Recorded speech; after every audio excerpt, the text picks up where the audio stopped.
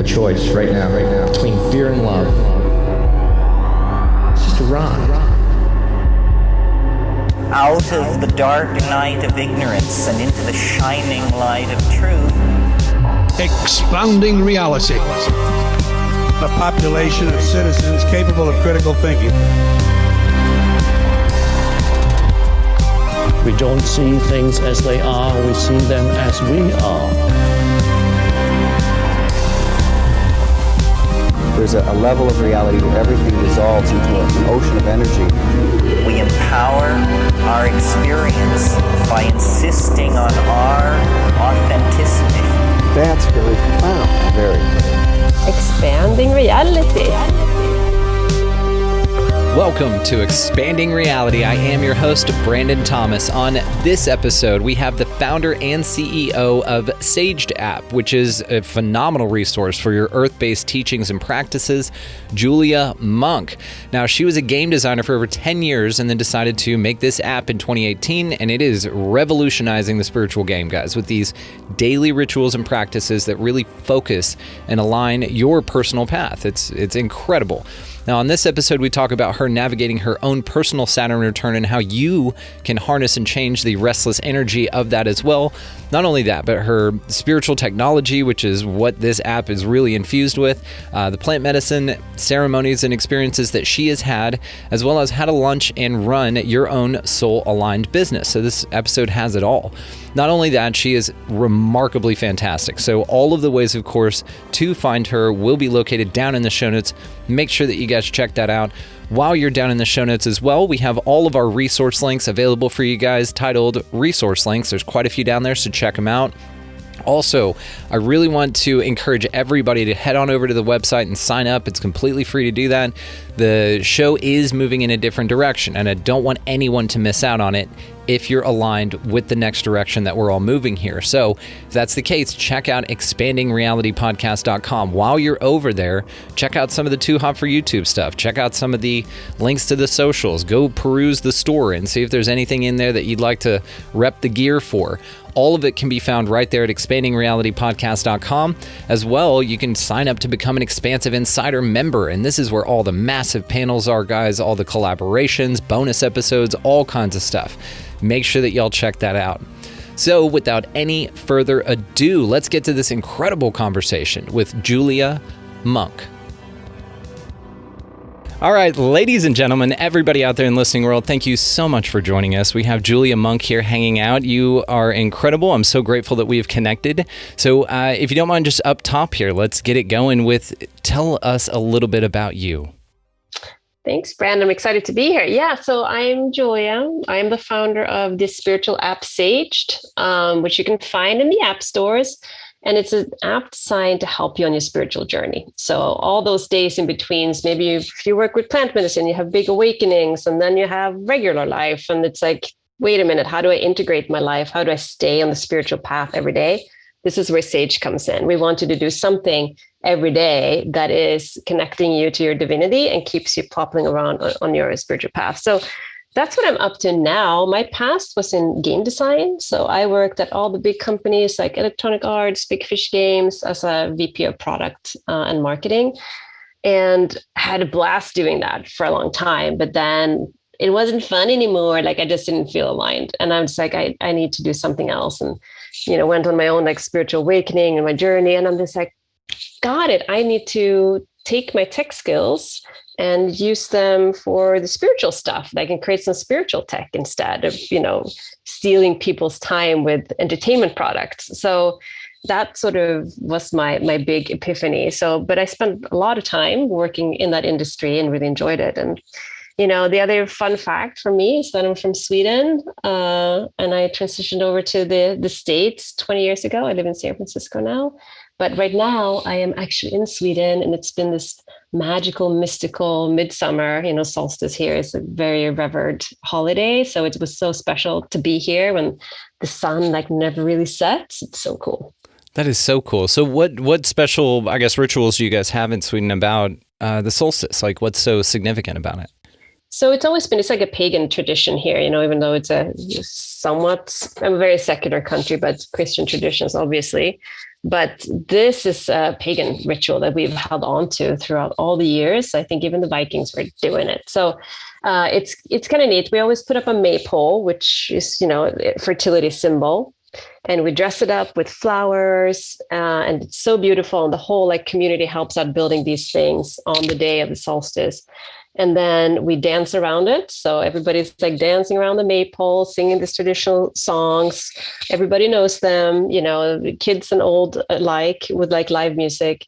And then it's really just a party where you get together and you eat and you drink. So that's sort of the secular version of it. But there's also a lot of myth and mythology around midsummer and what you're supposed to be doing, and especially for anybody who wants to be, hook up or get married or find their partner.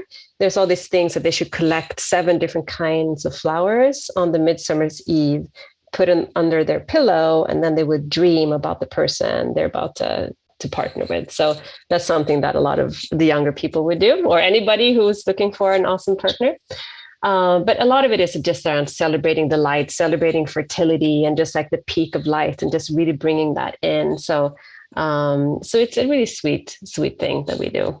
That's so much fun. I love the ritual nature of that. And I love how involved everybody is in it. And even just these ideas of being beneficial for you just simply based on the intent, which is wonderful.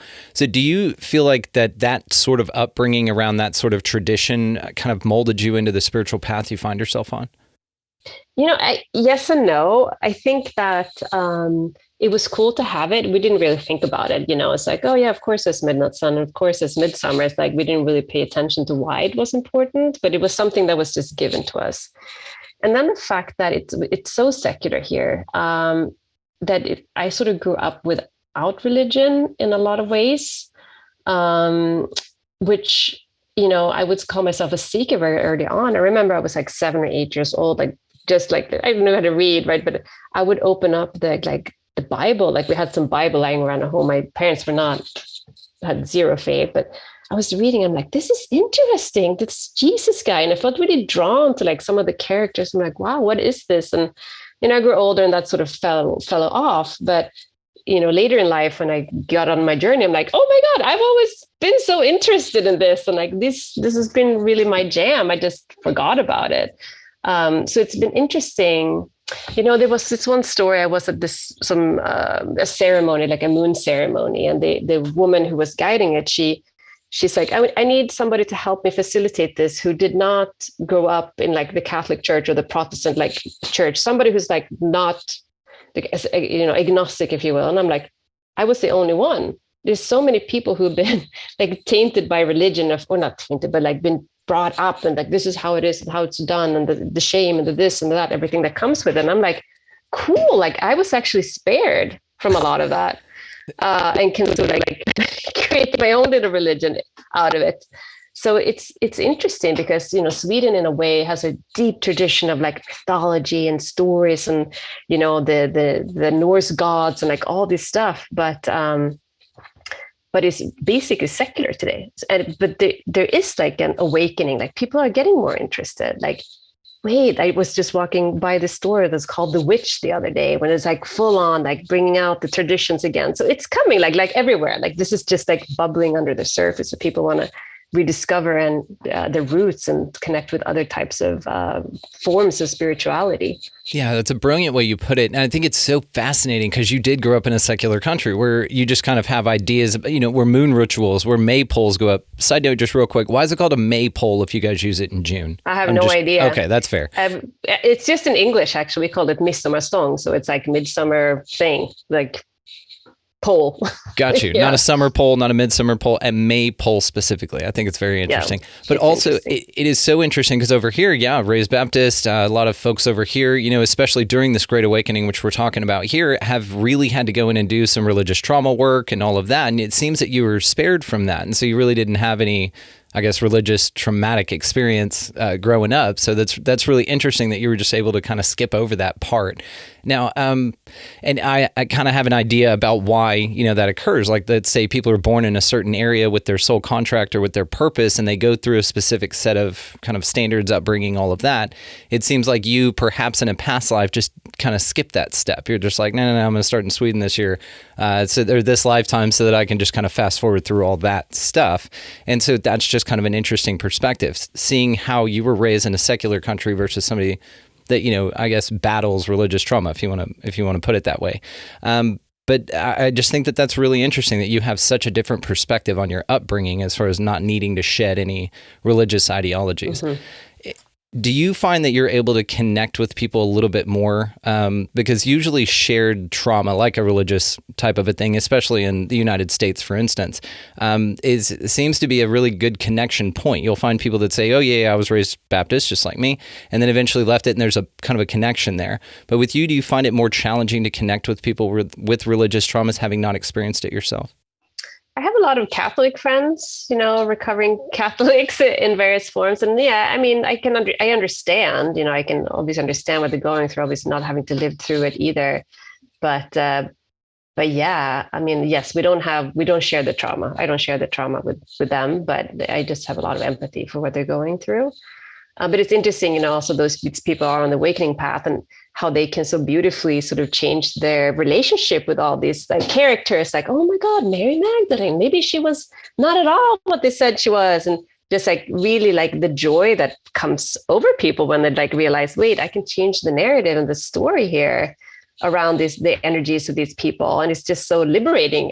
Even more so for me, it's interesting, right? Because I wasn't carrying the old stuff anyway. It's just like, oh, okay, cool, that's amazing. But for them, it's just like, woohoo, like that was not true, So it becomes much more joyous in a way, and like a vindictive way almost, Yeah. Well, and it's pretty cool how you can relate, because you're like, hey, it's all going to work out and everything's going to be fine, even though I didn't need to go through the being scared, the hell scared into me kind of a thing, or a recovering, Catholic, like you said. I've got to hook you up with a young lady named Dr. Jenny Martin. Just recently had her on. She has, I believe it's titled The Psychedelic Cervix, but she talks a lot about Mary Magdalene and Jesus and how it's kind of misappropriated. And we even have a bunch of things, a bunch of folks that I know that are called astrotheologists. I'm sure you're familiar with this, where they go through the Bible and they see it as more of an allegory. And so it's not as dire, Mm-hmm. And so you can kind of skip that step, move on to the real things.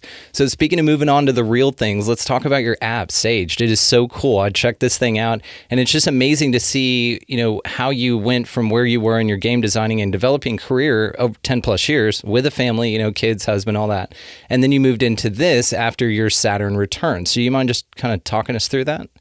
Yes. So my Saturn Return was actually a little earlier, but I had a huge one. And I love talking about that one because it was like ridiculous in a way. So Saturn Return, for those of you who don't know, it's like happens somewhere between your 25th and 30th year of life. And it's often one that sort of like sets you straight or like puts you on the trajectory that you're actually supposed to be on. Like you think you've got to figure out, hey, I did college, I did all the things, I met a guy, like I have a job, woohoo. But then like this thing just like whack hits you and like course corrects you in a major way. And that totally happened to me. I was living here in Sweden, everything was fine. I was launched my game career and had the same boyfriend since like high school, and I totally knew what my life was going to look at 50, scared the shit out of me, but I still like, okay, that's kind of predictable. I don't know if I like the predictable part of it, but I kind of see it. Okay, great, whatever, it's fine. And my life was pretty cushy, it's great. But then everything started falling apart. Like, I got dumped by the boyfriend. Like he met somebody else. Oh, I got fired from the job. Where they, had to lay off a bunch of people. And then I was I'm like, that's fine. I get another job. It's going to be fine. I'm going to move into this new apartment now. And after separating from my boyfriend, I'm like, oh no, that apartment went away. Like everything was just like every door shut. Like it was ridiculous. Anything I tried to do in Stockholm wouldn't work. And I'm like, what's going on? And then one day my best friend since the age of 5 called me up and she's like, come visit me in San Francisco. She had just moved there with her husband, an American guy. She said, just come here. It's not like you have anything going on for yourself anyway. So I'm like, you're not wrong. So I left and I was like, okay, let me spend a few weeks in San Francisco and see what's going on. And then everything started like falling into place there. I like shot my resume around. And of course, like the gaming industry in the Bay Area, huge. So like got a job and like met cool people, like everything just fell into place. I was finally like riding a wave of flow. I'm like, oh, I just had to have that life I thought I knew and that I wanted to be completely destroyed so something else could emerge from it. And, and I just looking back at that now, I'm just like, oh yeah, what an amazing turn of event that was for me. And like coming out on the other side, it was just like, wow, that was huge. And, my life would not have looked like this at all if that hadn't happened. But, there was still so much pain and suffering when going through it. So I often would like to talk about, if you're going through your Saturn return and you're going through this experience of everything just shutting in your face, don't fret, don't fear it. Don't feel like this is the end. It's just the beginning. Sometimes things need to fall through. So for me, that was the biggest learning. I wish somebody would have told me when I was going through it. You get the, oh, there's light at the end of the tunnel kind of spiel, you're like, your heart's broken. You're just like, oh my God, what's going to happen to my life? But it was just, if I had only known what was going to happen, I'd be kind of excited. I'd be like, cool, that shit went away. Now something else can blossom from that.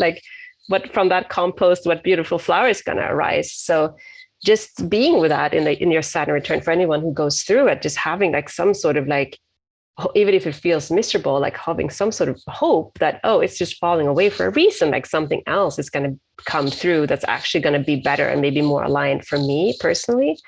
So that's just my spiel on Saturn return. I had a big one. And then for me, and in terms of sort of doing the shift, for me, it was more when I was, my late 30s. It was just, my life was perfect on paper. I made the huge transition, age 26, woo, and here I am, 10 years later in San Francisco, married. He's an awesome guy. 2 cute kids, sweet, scored, really important jobs at big companies and all the good things, great community, all that stuff. So life on paper, perfect, checked all the boxes, but that inside, I'm just what is going on? I feel so empty. Is this life? What is life? What did I sign up for? It was just everything just came crashing down. And which really sparked my awakening journey, and what am I supposed to be doing with this life? Clearly this is not it, because I don't want to feel this way, and I'm freaking depressed. And luckily for me, living in San Francisco, tons of resources. My community was deep into plant medicine, and there were a lot of shamans available and all these things, and other people, really cool people that I got to meet and learn from. Then also had a plant medicine journeys that really just opened me up entirely, and really started giving me back the lust for life. It's oh, Jesus, there is the spiritual stuff that I always hoped there was. It's actually real and it's true. And there's, of course, there's so much that doesn't meet the eye, and just really going into and discovering all of that. But the thing was the more I was discovering it, the more I realized, oh, I don't have the resources to how do I do this now? What guru should I align with? What book should I read? I don't have time. I have 2 kids and a job and the things. And for me, it was really frustrating, because I would have these big openings and I just didn't have somebody to hold my hand through the rest of the time in my integration process. So that's really where Sage came from. It's just I want to build something that actually helps people in between sort of bigger openings or traumatic experiences or whatever. It's just let's just go back to basics. Let's go back to connecting with our spiritual self. Let's go back to our divinity every day, just a little bit, 5 minutes a day, just let's remind myself, just reset my energy, up level myself. Okay, great. And then go out and live your life. So that's sort of what it came to. And it was a tool that I really built for myself, but it's been just so heartening to see that there's so many people that are looking for something similar. So that's where we are now. Yeah, and you talk about Saturn return, and as you were speaking about this, I can empathize with this as well, and I've made huge changes in my life in response to that, and I feel much happier, much better. But what about the folks that go through those Saturn returns and don't have the same wherewithal to kind of question their reality like you do? How do you navigate that restless energy during that time? I mean, I think a lot of it is grounding, right? So whenever you feel the restless energy, just and how that's expressed, it can be anxiety. It can be, for me, anxiety was really how it expressed itself. It was just an excess of energy. I just didn't know where to put it, and didn't know where to channel it. And, I could exercise for days, but it still wouldn't take it away. It's just what is going on, and it's, I even went to the doctor once and I'm I think I have asthma, I can't breathe. I was no, you're having panic attacks. I'm oh, really? I do? Like, I'm not even 30. Why am I having like panic attacks? This is so strange. So it's like this whole thing of like really not understanding how to ground yourself and how to ground that energy. So for me, I would recommend for anybody suffering from that, it's just like, obviously, to get grounded. And how do you get grounded? Is a lot of it is about breath work. A lot of it is about meditation and stillness and all that stuff. But it's also just other tools that we can get into that a little later. I have a really awesome tool I like to share. But it's really about, it's okay that you have all that energy, and there's a space for that energy to go, that it's not necessarily in your body. You can give it back to the earth, and you can like compost it back in.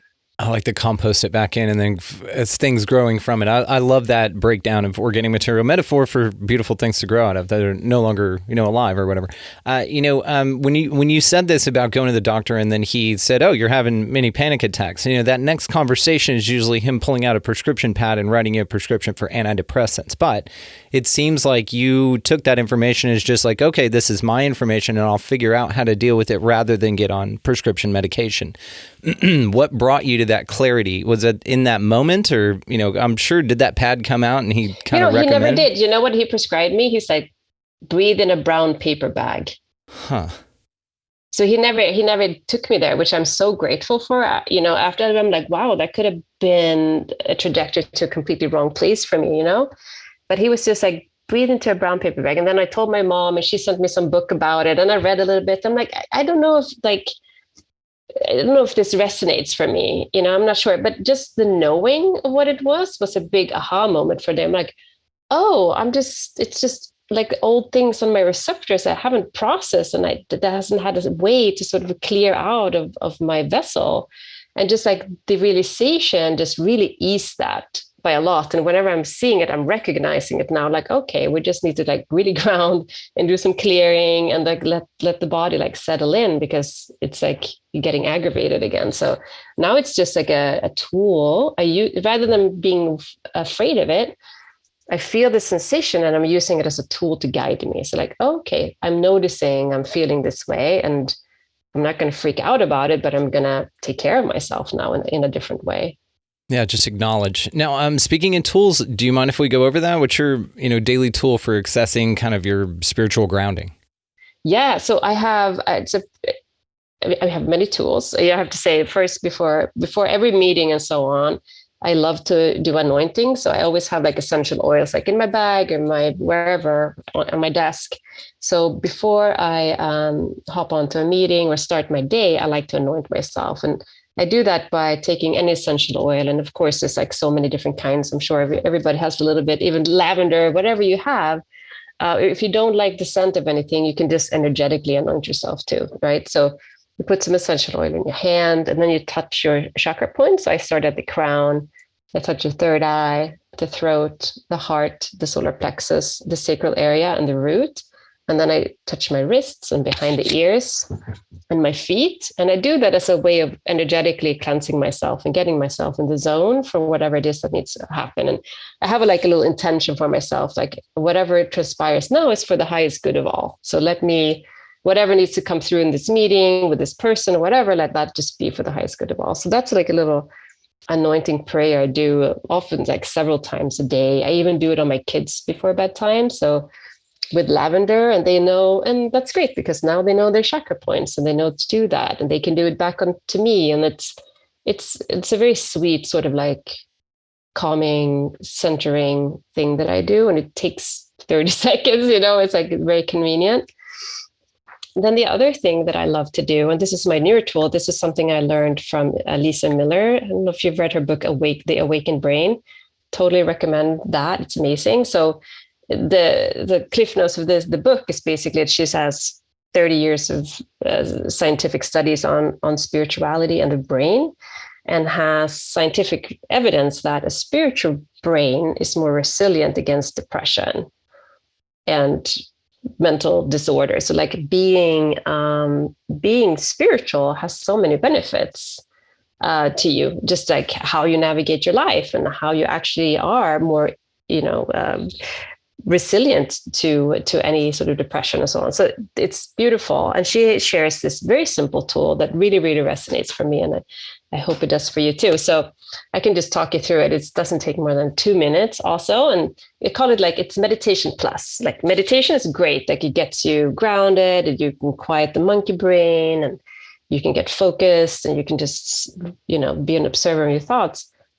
And that's great. However, what this tool does is take it to the next level. So you also get good information of what you need to do in your life at this moment. And she's been using this technique also with the US Army to sort of instill in the leadership there to make better decision making, to make decisions, really grounded decisions. So it's a beautiful tool. Anybody can use it. Anybody can do it. So it goes like this. First, you take a couple of cleansing breaths and you can close your eyes. Take 2 breaths and just really arrive at the here and now. And then you close your eyes and you visualize in your mind's eye a table.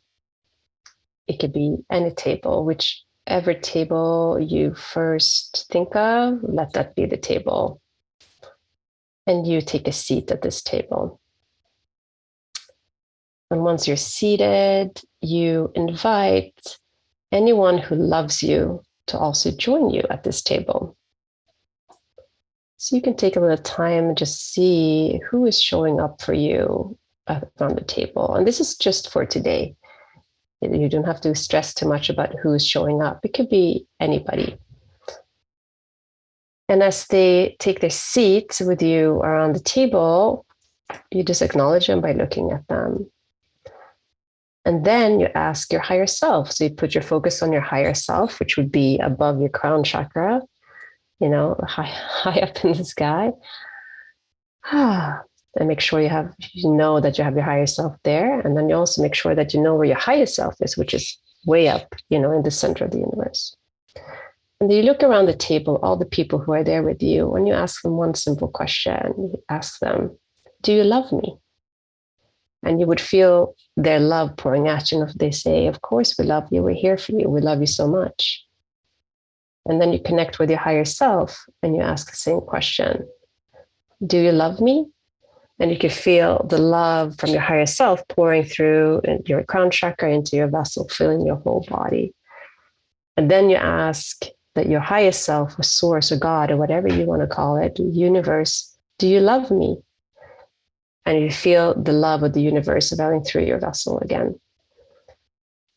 And from this state of feeling love from so many different angles and really filling yourself with love, you again ask a question. And it's simply, what should I do next? What should I do next? And you just listen to the guidance from the people around the table, from your highest self or your higher self.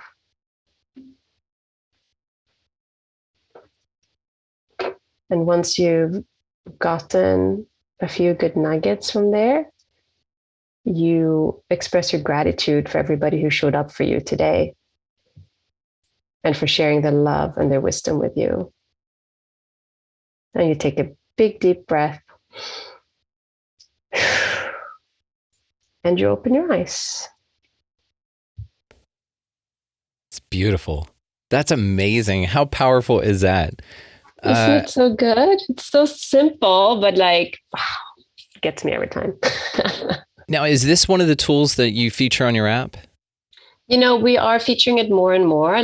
For me personally, this is the biggest tool I love, and I want to push it out to more people also. So we incorporate similar things. Every day we have a daily ritual for you to do, which acknowledges it blends astrology with simple ritual things like breath work or altar tending or journal prompts. So we would base it on, so let's say the moon is in Gemini and the sun is in Cancer. So what are the elements we're working with? And from those elements of, whatever it is for that particular day, we craft a specific ritual. And it's fast also. Again, we're big fans of things that get you, it's easy to digest. And then take it out and live your life.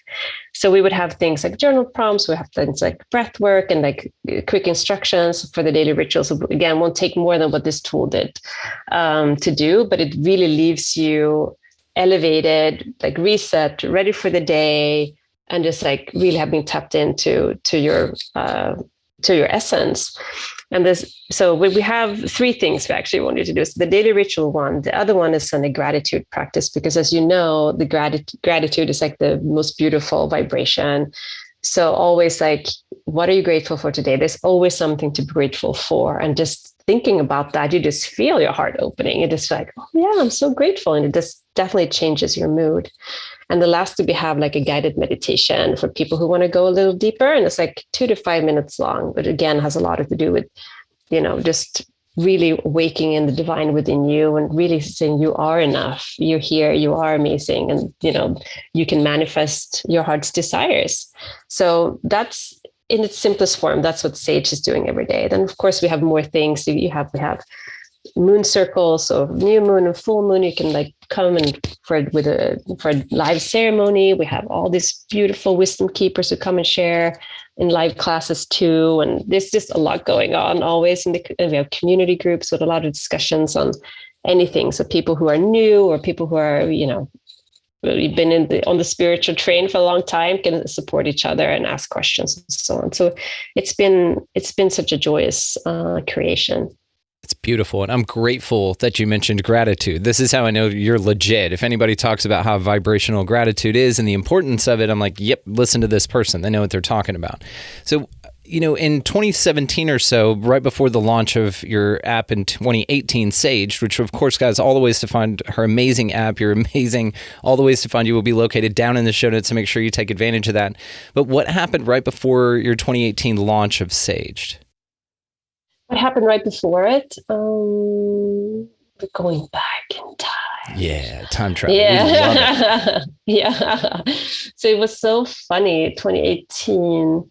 So I would say I started my spiritual awakening in like 2016 and did that. My first thing was like plant medicine and like blew my mind. I'm like, holy smokes. And like healed my relationship with my dad. My parents had like World War III divorce kind of thing. And during the ceremony, just like connected with what my family was before the divorce, which I had like blocked out completely. And I'm like, wait a minute, I'm from a happy family. Like we actually had a great time. And like, look at that. Oh my God. I like got so many memories back and like really felt my dad's love for me. So I called him up the next day and I'm like, Dad, I love you so much. And he's like, me too. I was sick. He's a pretty spiritual guy in his older years. So we just totally connected and bonded, and it forever changed our relationship. So I just had this big reverence for what plant medicine can really do for a person and like what the healing is within there. So that was really like my embarking on this like beautiful thing that then would, 2 years later would become Sage. But I there was so much to unpack between 2016 and 2018. There was like so much healing that had to happen with me. And some of the stuff had to do with like living, working in a male dominated industry for so long. And just and I was like the only woman often around the table, I was the only person who did game design or product management most of the time. Of course, there were some others, thankfully, but we were minority by far. And just like the systematic like repressing of the female point of view. These are like great guys and I love them and I owe them a lot of gratitude for my career, but it was just how it was done. It was just like, oh yeah, but that's a bad idea. I'm like, oh my God, this is terrible. So I had my creativity over time had just been like shut down every year, a little more. And it was in a conversation with Kaya Rod, you familiar with her, with Sophia Code? She's another amazing person. So she basically is channeling a lot of deities and goddesses and so on about, healing and amazing things. So anyways, we had a little session with her. She came over to my friend's house and we sat down with her and, she would do beautiful work on all the individual. I think we're 13 women there. Some of them she would do like a shamanic exorcism or like clearing of ancestral stuff that was like in their way. And she, like, it was full on. Like, she was like working on people. There was like, I go to Florida, feathers, and woo, lots of energy being cleared. And then it was my turn. I'm like, whoa, what's gonna happen now? And all she did was just set me down. It's just like, how can I help you? And I'm like, well, I feel a little stuck creatively. I'm like, I'm not sure what it is that wants to be birthed through me. I mean, she's like, well, I see a lifestyle brand in you. I'm like, really? I make games. She's like, oh yeah, games are good. You can make a game too if you want, but I see a lifestyle brand. I'm like, that's weird. Why would I do that? And then she's like, well, so what are you waiting for? I'm like, I don't know. It's like, you have permission to go create. I'm like, I do. And that was what it took. That when the floodgates freaking opened up, and like, just from like somebody that I just met gave me the permission to go do it. And it was just, that's what all I needed to hear. And it really just allowed me. And again, like, just a few words, and how important words are, and how they can be used to really help shift people. So incredible. It's so beautiful that you put it that way. And yes, it is. It's one little thing that's the catalyst for everything, especially something, sometimes it's your own advice you need. Sometimes I'll say something to somebody that I've said 1,000 times, I'll hear it back to me and I'm like, son of a bitch. And it just resonates and it hits me right at the right time. So it's just really interesting, like you said, but it seems like, yes, you're at this creative stuck place, which is, due to the industry in general, which is very interesting. But then also that you found somebody as a mentor in just a small session of being with them. And that's what somebody truly powerful and that knows themselves really well can achieve. And I sense this in you as well. You have just this energy about you, this confidence, this lighthearted joy that really is attractive for people who are looking to seek the same thing. And you have, several tools, and I'd really like to talk more about your app, but you've got an amazing way of giving people permission to be themselves. And this is what you do. You and I share this goal in life, is to give people back to themselves. And it seems like your mentor in that moment seemed to achieve that for you, which made all the difference in the world, which, like you said, it's just a small little thing, but it changed the whole trajectory of your life, which is fascinating. Have you stayed in contact with her, or have you, caught up with her throughout the years to kind of check in and say, hey, thanks? Definitely. She's doing amazing stuff. But it's like, it's like one of the trail angels, like, you meet on your path that just sort of like open a door. And there was actually another, I'm going to go back to Lisa Miller one more time. I was just re-listening a podcast she did with Ritual, and it was like just also an thought experiment about looking at your life and looking at all the times that you have made like a big shift, and who was standing by that doorway. Like, who was your angel on the trail of your life to sort of help guide you? And you just realize how many people there are, that it could be like a conversation with a stranger on a bus that sparked an idea to do something, or a long-term friend, or whatever it is. So you're just like, oh my gosh, like, it's how much influence people have on our lives that we don't even know that well. It was just like, that was, to your point, that's exactly what I needed to hear. And now I, worked up the courage to open that door and see what's next, right? So just, I would encourage, you can actually draw it out on a map. You can just like, okay, so, I moved from that town and this, and think about like who in your life at that point was instrumental in like having you make that decision, and just like send gratitude to them. Like, thank you so much for supporting my life and supporting this journey I'm on. Like, it's quite incredible. It's beautiful, again, the way that you put it. And it's interesting also, I would say to that as well, besides the encouraging and the every angel that drops down every now and then, a lot of it's been like the angel and devil that sit on your shoulder. A lot of my huge moments have been that devil telling me to do something I shouldn't have, and then learning a huge thing from that, I guess, mistake, but it's not. But it's just something that usually stimulates a lot of growth in me. I wish I didn't learn that way. I don't think that I do anymore, which is great. I'm grateful I'm past that point in my life, so when I can just look at things and just move forward in that way and don't need to learn lessons the super hard way. But it comes in so many forms, which is, again, why this place is so interesting. And you provide something that I think is so wonderful, because it's a daily practice, and I've been doing this, for a minute. I've really committed to the practice what I preach, or at least look into the things that we talk about here. And I've tried so many different things, and I honestly don't feel like they work. Honestly, and this is just being very vulnerable and open to you right now. The 369 stuff, the things that people swear by, it just, I don't get the same effect from it. So, what's your advice for somebody that, like me, that tries all of these different things, committed, full heart, and doesn't see the results that people say that I should expect to see? Like, what's going on there? Am I broke, or am I just looking at it? Am I broken? Am I looking at it wrong? I mean, this is really for a lot of people, because I've had a lot of email exchanges with folks who feel the same way. And they're like, well, people talk about this and then I should feel this. And I did it for a year and I felt nothing, and actually made my life worse. You know what I mean? But back to those tower moment kind of things, usually then maybe that's working. Maybe what was happening, you needed everything to fall apart for you to kind of get past it and move on. But anyway, so any advice for folks that stick to a practice and then just don't see the results that they're supposed to see from it? Yeah, I'm not a stickler for like doing the same shit over and over and over and over again. Like, doesn't work for me either. Like, and I don't have the tenacity or stamina to like do 369 or every day in the same way. Like, I feel like any tool that needs to be used in that way, I shy away from, because I don't feel it's realistic. Because it doesn't work for me. It doesn't work because I just don't have the stamina. So it's a little different. I'm Gemini, so I'm like, oh no, let's move on to the next thing. So that doesn't work.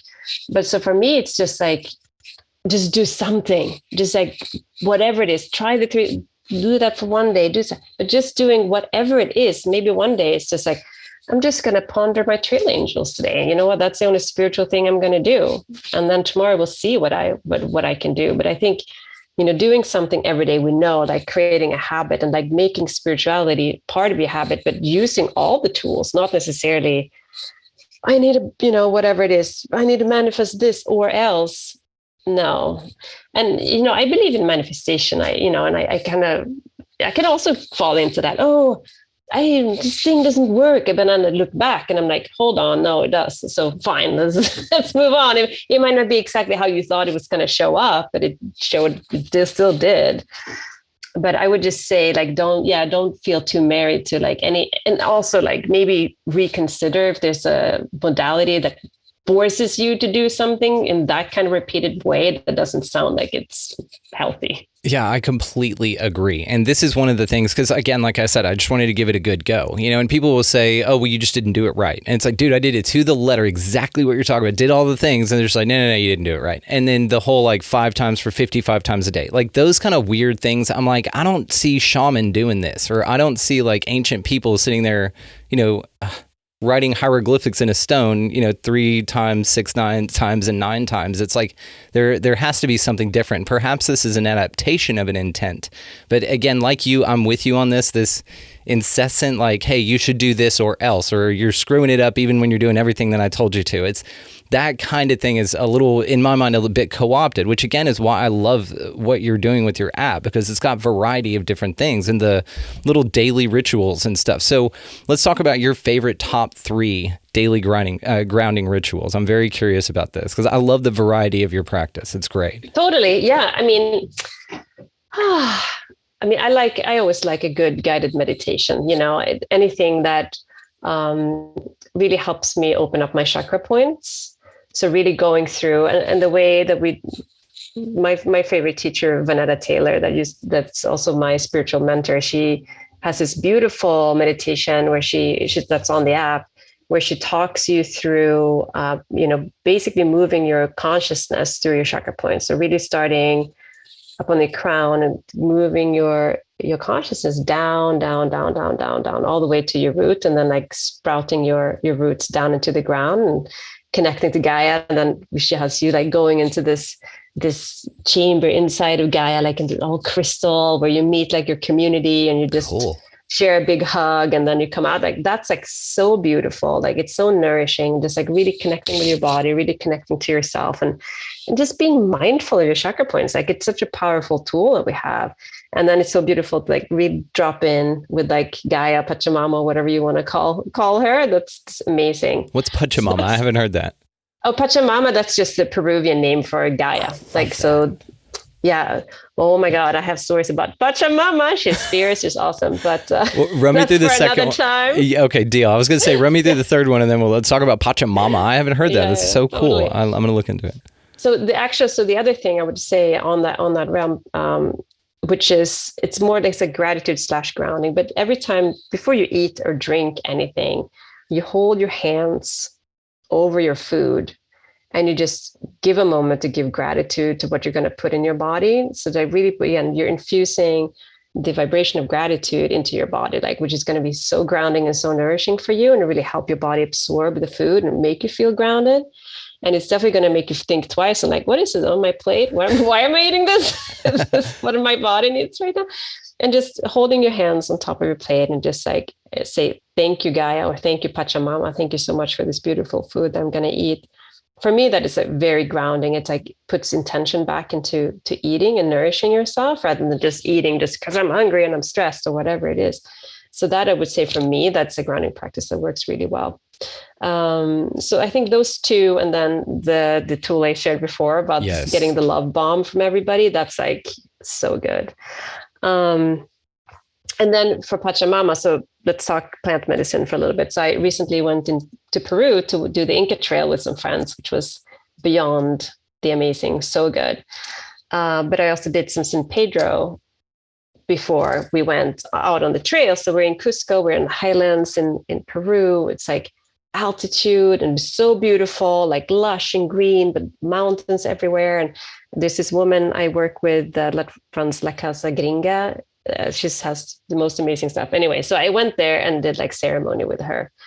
And San Pedro, I don't know if you're familiar, but it's like a cactus, and it's the divine masculine. And for me, it often shows up as a very funny character. Like San Pedro shows up and it's a good time. He's like showing up like as a gay unicorn for whatever reason. That's what it shows up like to me. Very funny and interesting, and always it gives me a to-do list of stuff to do, and it's like very productive for me to be in these types of ceremonies. But this time in Peru, I come in, we drop in a ceremony, San Pedro shows up with this unicorn, and then he's like, I want you to meet somebody. Takes me over, he's like, meet Pachamama, and it's basically Earth, like Mother Earth, Gaia, it's her spirit. And she was fierce and huge and so pissed off. It's like, oh, I'm like, help, Pachamama, what's going on? And it was this beautiful journey about like showing all the imbalance on the planet. Just like the planet's out of whack. Look what's happening to this beautiful planet. Like I'm so angry. Look what's happening in the Amazon. Look at what's happening. It's just all the things. And she was telling me, I'm born here. I'm from Peru. Like I'm from Peru. I'm like, okay, sure, whatever you say, Pachamama. It was like so fierce. And one of my spiritual teachers here, she always like, it's like, Pachamama, we bow down to you, Pachamama. And I always thought like, what is she talking about? Why do we have to bow down? And now I got it. I'm like, I bow down to you. Like she was just so powerful and so big. But long story short, like she was just showing me all the imbalance on the planet, and why is there war in Ukraine? Like why is there wildfires in California? Why is the Amazon being burnt down? And like what's going on? And like she just like narrowed it down. This, and it all came down to that the human heart is broken. So it's just like the human heart needs to be healed. Like we need to heal the human heart in order to restore the balance on the planet. So I'm like, oh, well, that's simple enough. Like, let's do that. Like, yeah, let's do that. So it was just so interesting to sort of hear from, our planet about like what we as human beings, like, what can I do? Like, what can we do what can we do now? So it's just really about like really honoring every person and understanding that their heart is a precious thing, and whatever cracks are in there needs to be healed. So that was my Pachamama. So I just came out of that with like a deep, awe of, the beauty on the planet we live. And also, hey, actually, we might be able to do this. If it's all about the human heart, then we can all touch somebody, connect somehow, and help each other out. So it felt like inspirational, and like there's some hope too. Man, and I love the way you put that too, because yes, you've identified it basically. And I love that we jokingly said, that's simple, just the human heart. How hard can that be? But it's a focal point. Now it's not like, oh, okay, well, it's your big toe, or it's all the chakras, or it's your third eye or something. It's like, nope, heal the heart. And that's where it goes. And this happens with, connection, and this healing your own heart, of course, is the way that you connect to others to help them heal theirs as well. So it's just very interesting that you found all these amazing things along your life that I know you've chosen, but you've still had these really profound experiences that continue to guide your path in this way. And you've created this incredible app. Like I said, guys, all the ways to find her located down in the show notes. Make sure that you check that thing out.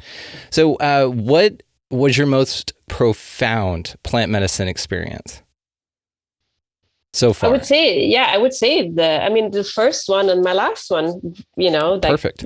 My dad one was it's like, I can't even begin to tell you. We're talking like 30 years of like bad relationship where like, why bother to just loving my dad up so hard. And just I'm really looking forward to every time I get, every moment I spend with him. So that to me was just such a gift. And then I would say, and there's another one where my granddad on my mom's side that died before I was born, or I connected with him and I got to feel his spirit and energy. And, I already heard stories and I never met him. And I oh my God, I totally get who you are. And what parts of me come from you. And he was an entrepreneur and, gave me a lot of permission, you come from a family of entrepreneurs, you can totally start your own company and do a thing. I'm like, cool, I will do that. And then thank you very much. And then this Pachamama, I'm just like, whoa, intense. That's huge. Yeah. Was your experience healing your dad's trauma, was that on ayahuasca? No, it wasn't. It was on Kana, which is like a South African heart medicine. Highly recommend. That's amazing. So it seems like kind of iboga. That's interesting. Kind of, yeah. I really want to try iboga one day. But yeah, Kana I think it's a little less intense. Gotcha. Okay. So, and you said, business. So how do you start a business and run it with a soul aligned, spiritual path and be in the 3D matrix corporate business world, dealing with money and stocks and all that kind of stuff? Like, how do you navigate that and stay soul aligned? I love this question so much. This is my jam because I'm constantly thinking about what is a divine. So my purpose, I wanted to create a divine feminine business structure. It's how do we do that? How do we actually do it? And we're still working it out. And thankfully my team is very open to hey guys, we're not going to use the capitalist structure over there. We can do the stocks and we can do that thing, but it changes things around and the focus then becomes just on profit, or we can bring in outside investors and then their mind and their needs are going to dictate what we do here. So instead we've created this bootstrapped entity that is sort of organically moving along. And I have this vision for how companies actually should be this almost like a beehive which is just nurturing people. It's a buzzy place and everybody's getting sort of what they need out of it. And just a really supportive system. So I'm constantly looking, and if you have anybody's listening, have good literature or awesome people who are trying to figure this out, then please let me know. Find me. Let's talk, because it's really, I want to, find ultimate soul purpose. Let's find a different kind of company structure and how we actually do business, where it's much more sort of collaborative and where you actually help other people and you're not scared by the scarcity. There's enough customers for everybody. Everybody's doing the good stuff. Let's all work together and rise together. So that's always been sort of the guiding light. And it's been interesting, even the spiritual realms, a lot of people who are afraid about collaborating or oh no, my customer might go to you. And then you can take some of my customers to fill the gap. It's just we all should be working together. So it's a really interesting field to be in, but I'm definitely trying to do it, not fall into sort of, this is how it's done and this is how a startup is run. And nope, we're flipping it all on its head. It's brilliant. And you probably have a lot of or people that are coming to join you that are sick of that sort of model and that they've been experiencing this whole time anyhow. And so they're probably craving something like what you're also facilitating and want to be a part of in this community that you're enriching as well. It's an awesome model and it's an awesome idea. I love this idea of just the rising tide raises all ships. It's like, look, we're not in competition. I feel this way about podcasting. We have each other on each other's shows. We, hey, I just had this incredible guest on and I'll send it to a bunch of people. And I'm like, you got to check them out. And then I'll see them pop up on their shows, and it's just the coolest thing ever because there's no kind of like competition in this because there doesn't need to be, right? And so It's really nice, right? And it's so nice to see though that you're on board with this as well because it's a model, like I said, just kind of inherent in this. Now there's exceptions to this, of course, but we don't align with those type of folks anyway. So it's really great. They kind of go play in their own yard, and they're come on over whenever you'd like. But here's kind of how we approach things in this arena. So it's really interesting. I'll probably turn you loose after this question. I wanted to ask you about, I know that Switzerland and Sweden are different countries, but I want to know what your thoughts are on CERN and what they're planning to do on July 5th. I don't even know about that. You do not? No. Like, do you know about CERN at all? No. The particle collider right outside Geneva? Oh, CERN. Okay. The nuclear research. Tell me about this. Yes. So this is such a rabbit hole. So I'm going to send you, I guess, some videos and stuff on it, but there's a whole, opening ceremony and everything. I think July 4th, 2012 is when they opened this thing. It's just really creepy. So it's a large, hadron collider, particle accelerator, the largest, I guess, machine in the world, the largest technological machine in the world. And so it spins particles around, smashes them. They're looking for the God particle is what they say, the Higgs boson, and they found it. But what's kind of really going on, and there's an undertone of just really interesting, like creepy kind of stuff that occurs there because they're scientists, they're physicists, but they do these rituals, which I can't wait to talk to you about this. This is awesome. So they do these huge rituals that are very pagan in origin. They're also very satanic looking. There's sort of Baphomet creatures that are running around. They're dancing. There's portals. There's sacrifice. There's angels. There's people walking like zombies. Like, it's the weirdest thing. And these are the scientists. I've never heard of any other scientific, I guess, endeavor where they have these. It's a literal ritual. Now, if it's satanic or what, we don't know, but a ritual to open this thing and then to smash these particles. And so there's a lot of, speculation that what they're doing is actually ripping open holes in other dimensions and kind of letting things in. And why I asked you about July 5th is because it's kind of back on everybody's mind that CERN is planning to reopen after being shut down for a really long time. And they're planning to go back at it at the highest levels of energy that they've ever utilized. So it's going to make this huge impact, right? And there's speculation that they could be, causing this huge black hole, which kills us.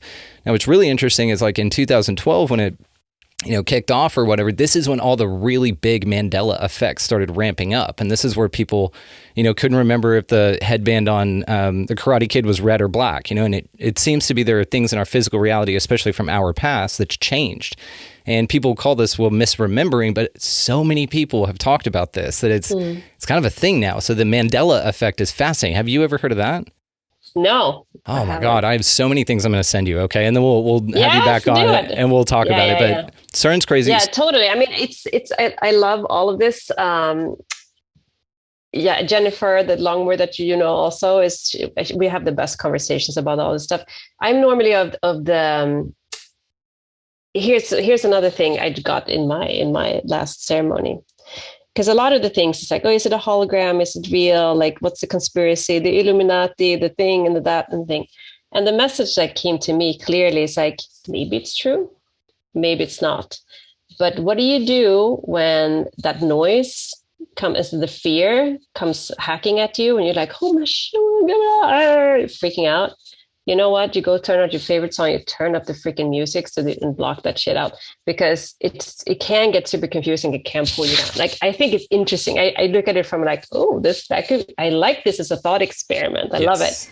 But it's also like, I'm always sort of like, okay, well, you know what, I'm not going to battle the Illuminati, but I'm going to keep cranking my light up until I block that shit out. So that's just my like philosophy on it. But please send me all the stuff. I'm intrigued. I absolutely will. And I'm like you. I agree with you 100%. There's a big struggle, that occurred here a few years ago with myself where I stopped Paul revering with conspiracy theories and fighting the Illuminati. It's perfect that you said it. And I just observe it. I like it. I think it's interesting, and especially the Mandela effect. You start running through them. Like, was there a dash between kit and cat? Like, I'll give you one. The Monopoly man.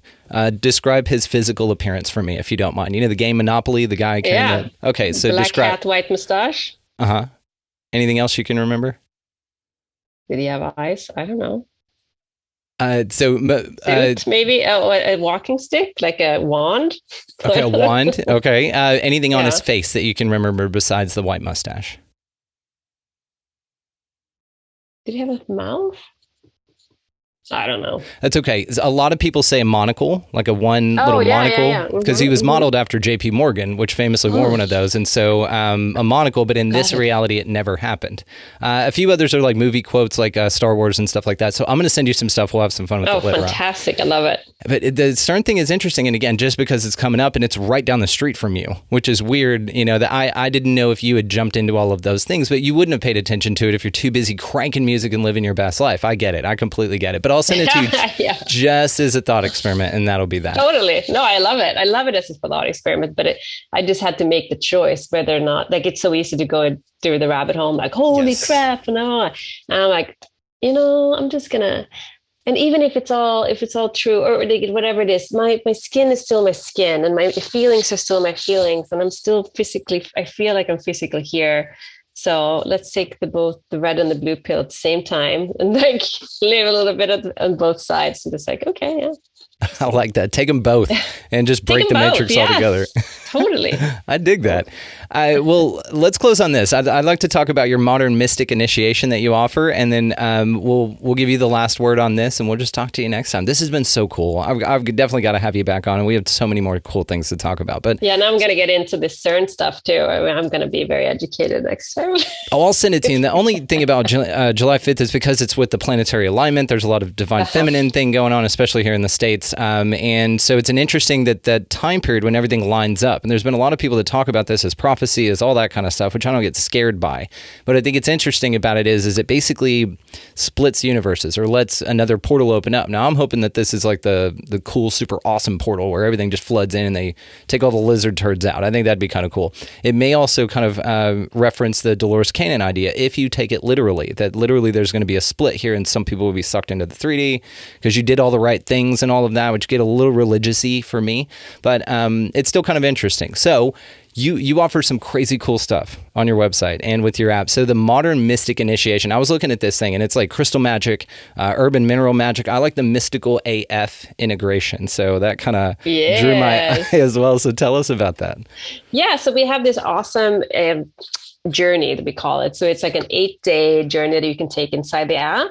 So it really helps you get initiated with the sort of the basics of what a modern mystic tools that are available. So we'll talk a little bit about, your chakras and the crystals, your crystal allies, and all the different tools that you have available and how to use them. And then we have like a nice sort of affirmation sort of thing that you can really bless yourself with, and get you sort of certified as a modern mystic. We think it's really important that people claim this, like we go through it. Here are the steps, like these are the tools. It's not rocket science, like it's all available. You can go find crystals even in nature or in your favorite store. And like, how do you use them? How do you activate them? I often have this vision of just like, there's so many beautiful crystals all over the world in people's homes in the ground, like, but they need to be activated. So having more people understanding how to actually activate nature tools, we're going to have a whole grid of like freaking powerful magic holding the earth. So it's just like, as a modern mystic, you will get more initiated with the stuff and learn how to do it so that you can really, live a deeper life and a more spiritual life, and which is then going to help and lift everybody up again. So take the modern mystic initiation, get the app, take the initiation, start working with your tools. It's so fun. I love it. Before we let you go, do you mind giving us an example on how to activate this? This is a little piece of amethyst my wife gave me a long time ago, so I just kind of hold on to it during shows. So is it crystal specific, or is it one blanket kind of one size fits all for any crystal that you got? I mean, and this is, again, there's no right or wrong. Again, nobody's getting punished for not activating it right? That's just bullshit.